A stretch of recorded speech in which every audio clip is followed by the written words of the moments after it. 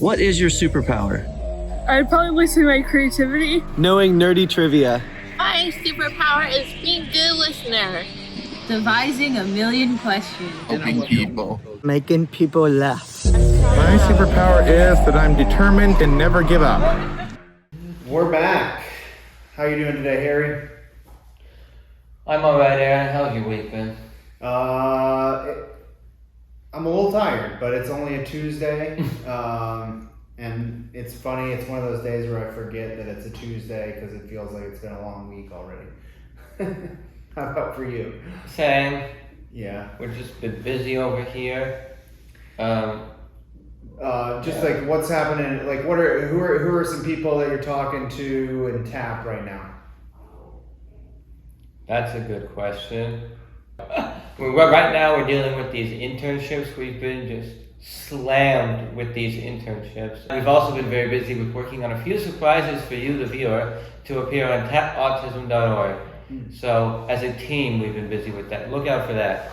Of course, we'll put it on all the social media. But these internships have been a big thing that we've been working on. How to make them better, how to organize them, and what does it mean for another employer, for actual like the modifications and things that an employer can do on their end, as we have seen some people get work, Yeah,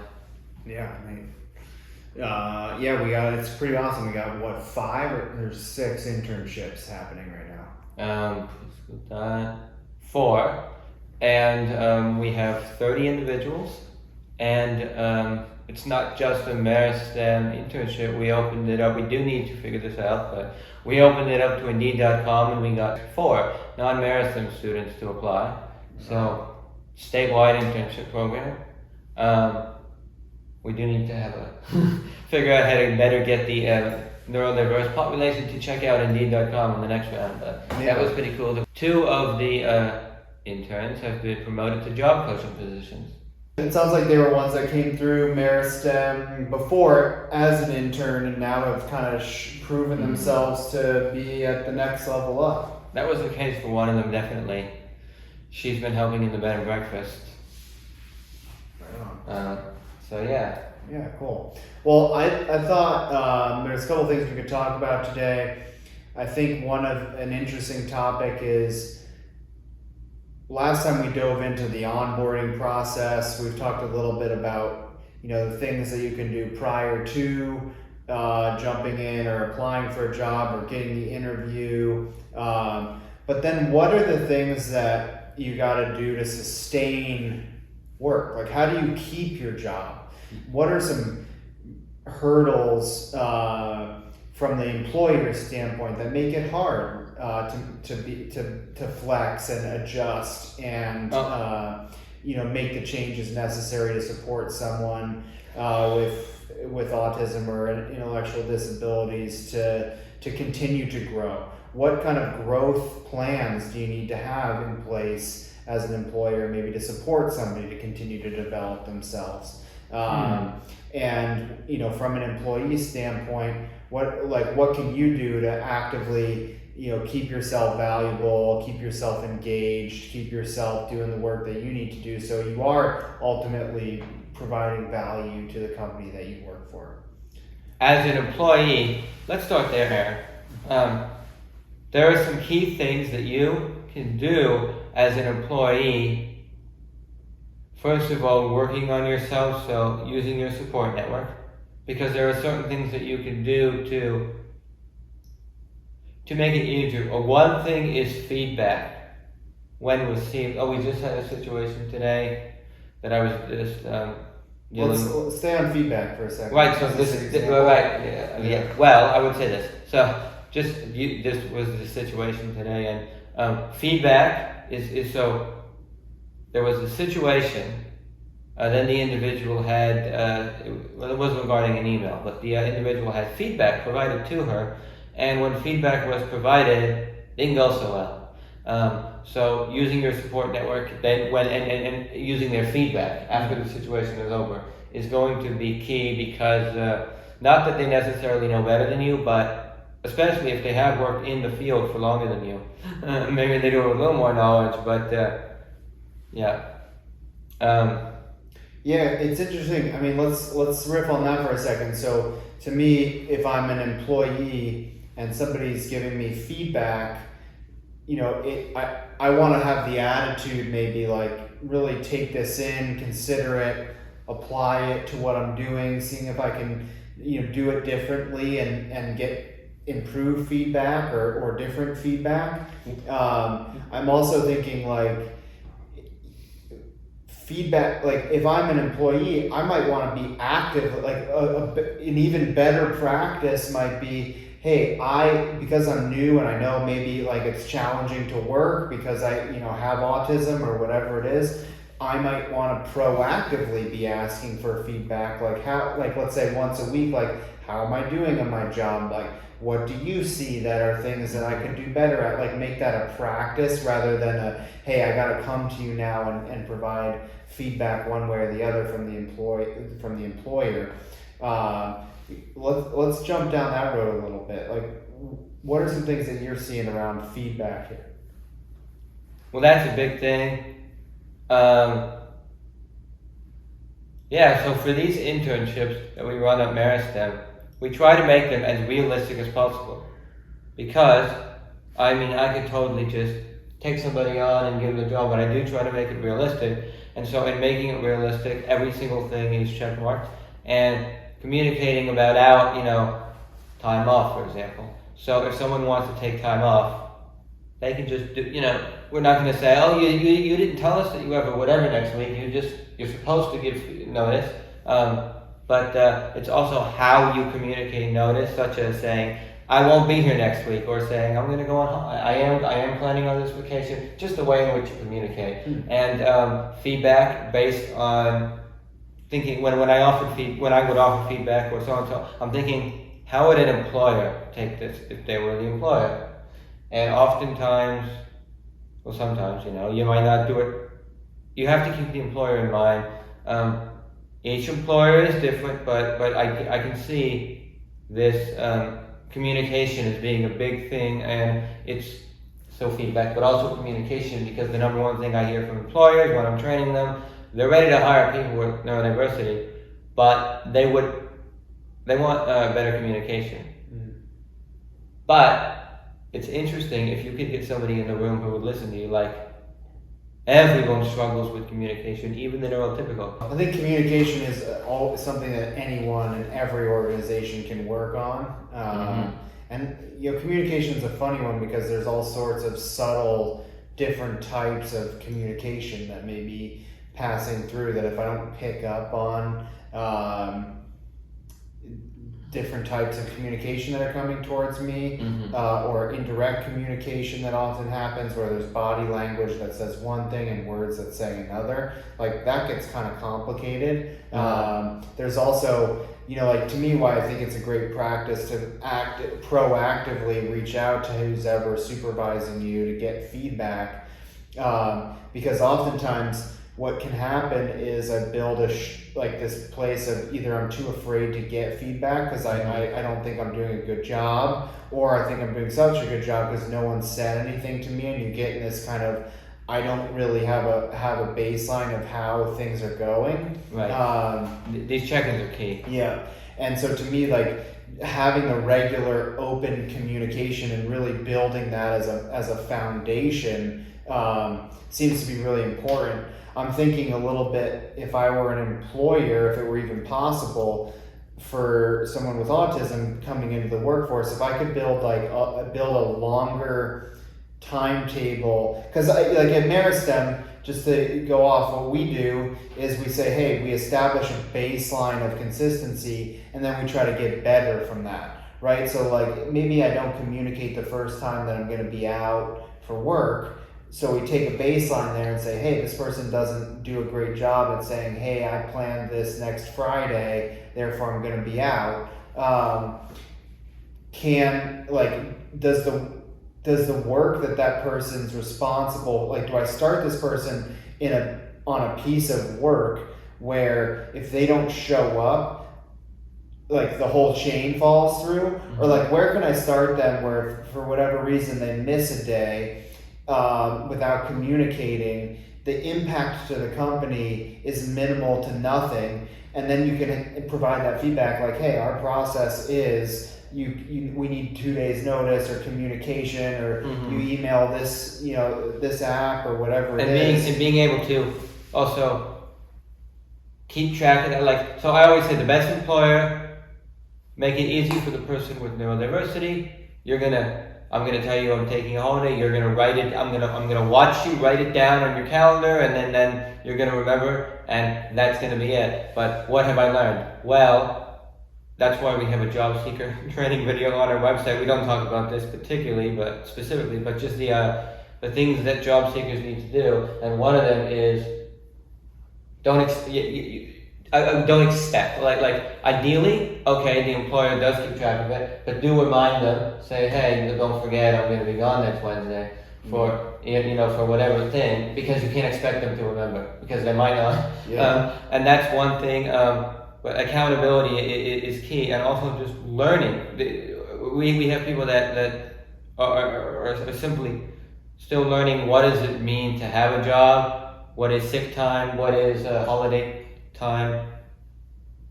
But something that we also do, the less people to communicate with the individual, the better, streamlined. So that's what we do at Meristem. You see, Aaron is the executive director, but my supervisor, he does have some people under him on the executive team, but there are about 4 or 5 supervisors at Meristem that are responsible for 6 to 8 people. That is for the individual to communicate with. So my supervisor would be Eric Stewart, director of this transformative program. I could communicate with him on issues, and if something is, and he'll meet with Aaron weekly, and they can go over. But if you had 5 people telling this individual what to do, it really wouldn't go that well. So the more he has a direct supervisor, one person that he can communicate with, that they can, that's really the key. And building a time in the schedule, some time to really go over a performance review, even if it's a positive review. Telling the individual with neurodiversity, you're doing well, keep doing what you're doing, is beneficial, because they'll have anxiety over whether or not they're doing well, unless you tell them. And then things that they need improvement on, if you tell them as soon as possible, it's better, because if you tell them 5-6 months down the line, you've been doing miserable for the last 6 months, your grade is F, it's like, you probably should have told them that on month 1. Yeah, or week 1. And give them some specific things that they can improve on. Yeah. Well, it's interesting. I'm even thinking, like a typical employee, it's like, okay, I hire you for a job. Hopefully you do your job really well. And at the end of the year or whatever time frame, I might get feedback like, hey, you're doing your job really well, or here's some things you can improve with your job. I'm thinking in terms of autism, and it might make sense to say, hey, here's a growth plan from the start. Like, we're going to start you here, and then we're going to work towards this step and doing this more effectively. Then we're going to add this piece into your work, and actually thinking out an entire 3 to 6 months of work as a goal plan for an individual coming in that has really simple starting points to get to the more complex pieces of the job, where you kind of proactively say, rather than assuming this person has the capabilities of the job, we're saying, hey, in 6 months, we're going to get you to the ability to do all the pieces of this job, but we're not going to try to have you do all the pieces of this job day 1 or the first week. Right. I wonder if that's even possible for employers. Definitely. I think it is possible from employers that I've spoken to. I can't guarantee it's simple for all employers. But another thing that we deal with, very simple things such as that you can make easier for the employer, such as from the employee rather, such as clocking in and out. You always want to, when you hire somebody with neurodiversity, I don't want to say it's more work. And a lot of them do come with a job coach, but my best advice is to have internal support, because the job coach might not be able to show up one day. And this is a very interesting case with the clocking in and out for their shift. If you relied 100% on their job coach to make sure they were doing it correctly, the job coach couldn't show up every day, that individual would be missing hours or clocking in correctly. Because from the experience, not all of the people with neurodiversity, but of the people that I have worked with, and there's been quite a lot, right?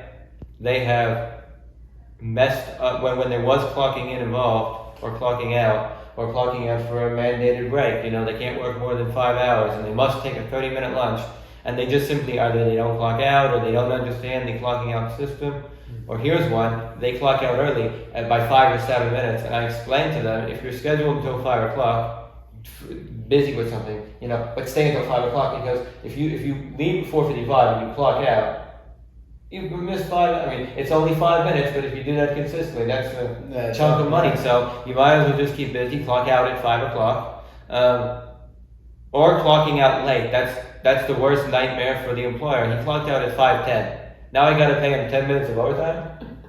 Yeah. We can't do that. Like, that would be, and so, but understanding that maybe you have to check the employee with neurodiversity, check their timesheet, and don't expect that they understand what they're looking for. Like, they might not understand what they've screwed up. Yeah. So maybe you have to, I don't know if there's a way for you to check for them or work it out with them, but if you just leave it on them, oftentimes they will mess it up. Yeah, I know in the TAP training they talk about having a champion at a job. Absolutely. Right? So like having that individual who's kind of behind you, helping you maybe with some of those pieces. Have you ever talked to employers about saying, hey, the company, everyone in this company is a champion, and everybody kind of carries a little bit of the pie. So like, let's say on Monday it's Sarah's turn to be the champion. On Tuesday it's Doris's opportunity to be the champion. And on Wednesday it's Dave's turn, and it just rotates through as a working collective to support where the whole company says, yes, we want to bring this individual on, and then as a whole company we're going to support this individual to do the best that they can. I've never done that. What I have done is, in the onboarding, in the initial process of going to a company and actually job coaching, just looking around and saying, because I knew this is at a company where I really know the person in human resources, so I'm looking around thinking, who is the champion? Because I know what to look for in a champion, so I might go back to them and say, hey, I saw so-and-so at the checkout counter. He really can seem like a champion. But I have not done what you've done. But what we do in the TAP training, something we do is, we've done it at Rayleigh's, at one of our local stores. We offered the training to not just the direct supervisor, we offered it to somebody that was in the floral department, somebody in the bakery, a few store managers, different people that would be around this individual. It's called we call it building a culture around autism, so that everybody in the workplace is aware of the individuals with neurodiversity. That's beneficial because you might have somebody, me and Eric are coming in after the fact. You already might have people there.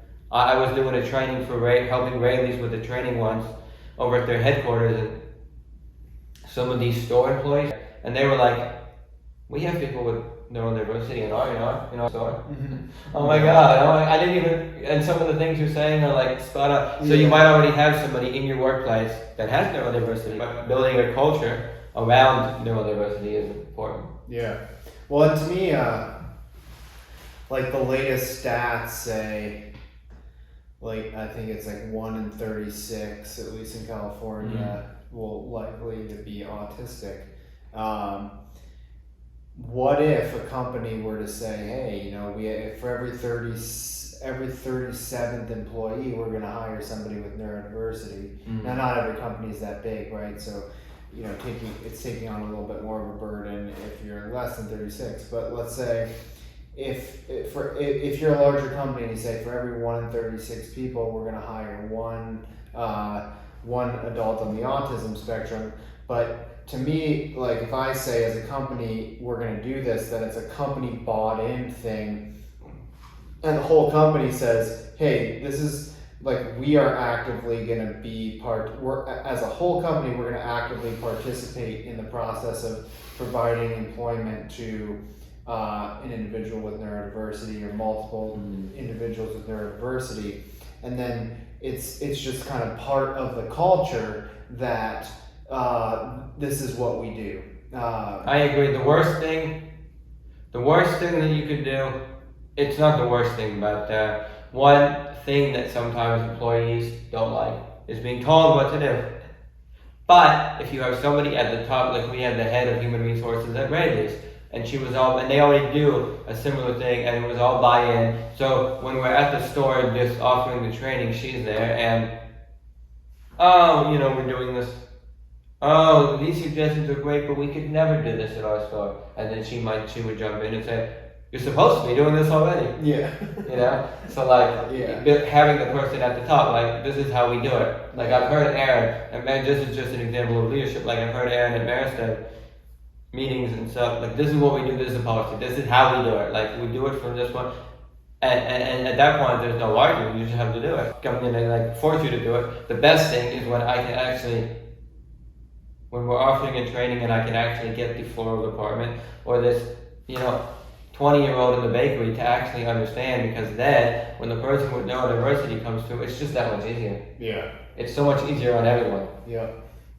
Yeah, and I think to me, what would be cool, coming back to the idea of starting out with a growth plan from the beginning, not just hey, this is my strengths and weaknesses, this is the environment that I need to just be successful, but how can I take that starting point of this is the environment that I need to be successful to where I can be successful throughout the store without maybe some of those environmental supports that I initially needed. What is the stepping stone? And then train all of the other employees, and hey, this individual's part of their process is growing into this. So it's kind of like a communal effort to support the individual to continue to grow in the process. To me, that seems like a real effective way to build long-term sustainability for this person's employment. Yeah, I think that's similar.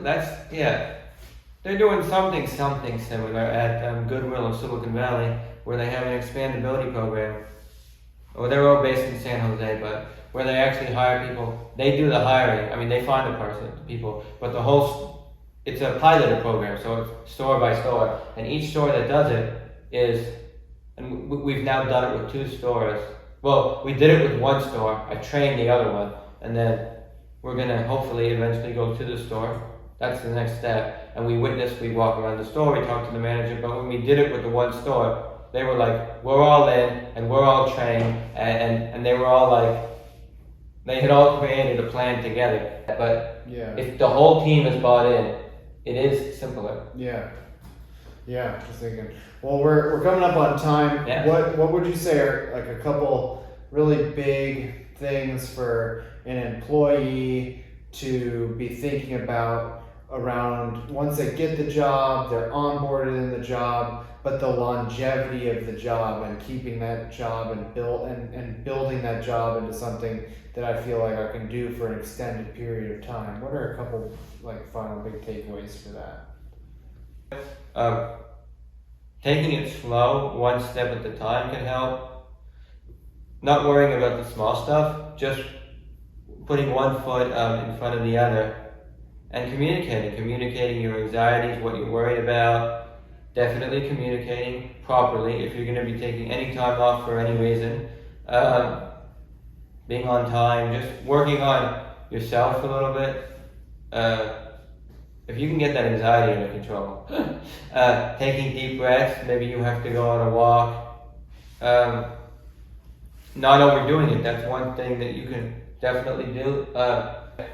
Yeah, well, I mean, even, a final thought, some of our interns, it takes them 3 or 4 weeks to get to the operating strength of what it takes to work for that period of time. And so to me, again, even if we're thinking from an employer standpoint now as a takeaway, if you can think about, hey, a slow growth into the job, hey, I start at 20 hours and over 3 months or over 6 months I build to 30 hours or 40 hours of work. It allows somebody to do some to do the initial job and then build their stamina up to something that they might not be able to jump in and just have the stamina that your average person might be able to just work an 8-hour day straight 5 days in a row, for example. But rather than say, hey, this person can only work 20 hours a week ever, we say, hey, no, we want to get you to 30 hours, or we want to get you to 40 hours. We're going to start you at 15 to 20.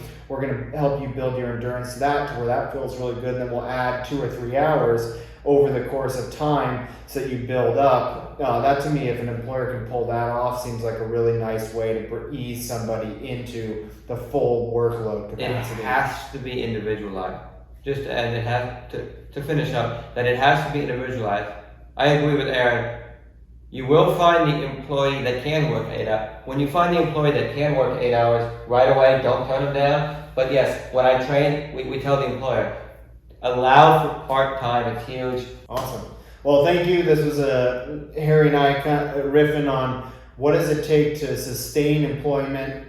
What are some kind of takeaways from an employee standpoint and an employer standpoint? Absolutely. And we'll be back next week or next time with some new content.